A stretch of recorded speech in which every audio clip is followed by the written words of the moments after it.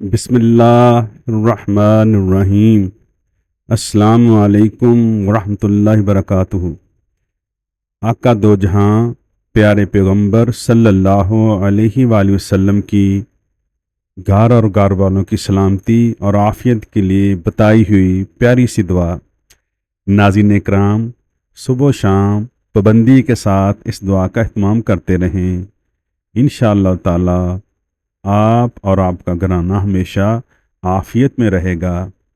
ناظرین کرام، اگر آپ ہمارے اس چینل پر نئے ہیں تو چینل کو سبسکرائب کریں، بیل آئیکن کا بٹن دبا دیں، اس دعا کو شیئر بھی کریں تاکہ ہمارے دوسرے مسلمان بہن بھائی بھی اس دعا کی برکات سے مستفید ہو سکیں۔ بسم اللہ الرحمن الرحیم۔